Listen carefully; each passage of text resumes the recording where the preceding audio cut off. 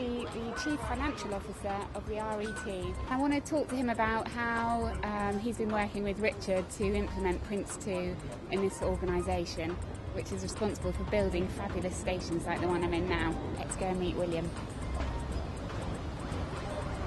Well, we are here in one of our underground stations. It's one of our newest. It was a huge project.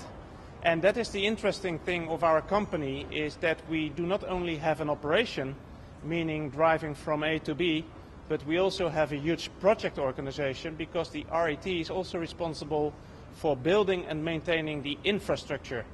And what I mean with infrastructure, this is a great example here. This is a huge project.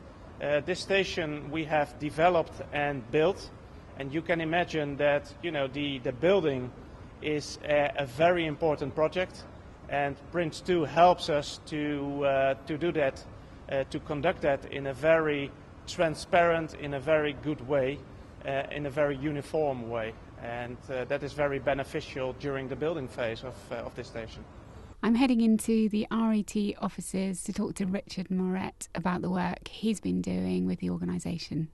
The RET is a client for me now since 2008, and we are working here to also implement Prince2 and develop Prince2.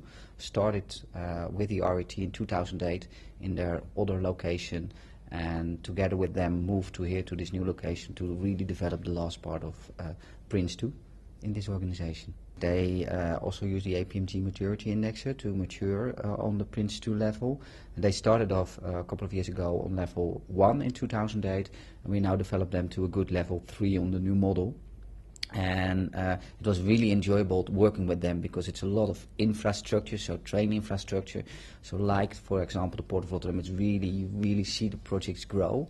And we worked here very closely with a team, for example, with the CFO, William Bontes, who was responsible for the whole implementation and making sure that it's been covered on a good way in the organization.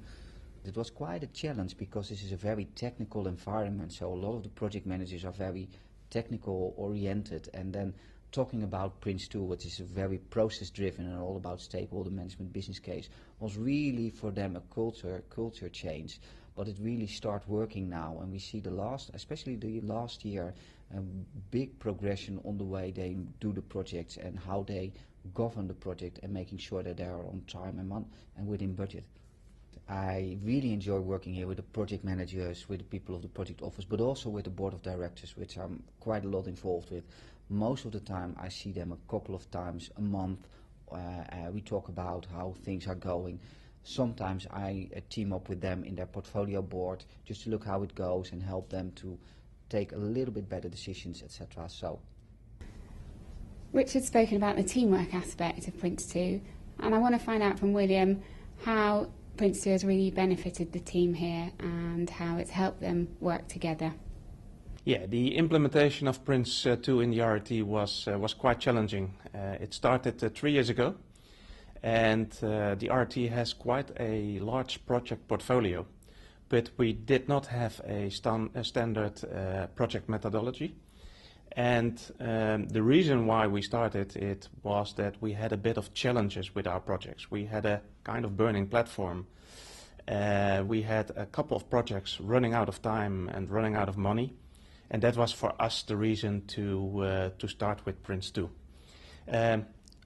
How we kicked it off was by finding a great team around me who could drive the change, who could implement it, people who were very keen on get it done.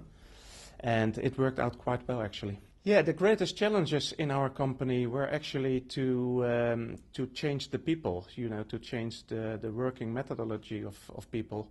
We have quite a lot of project people in this business, project leaders, project assistants, and the key challenges was to to change their attitude, to change their way of working.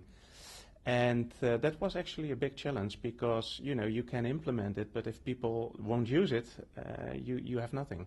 So the main challenge is to change the people in your business. I'm very proud with the fact that we in the beginning of this whole project, we put together a list of people who should do the training, the Prince2 foundation training.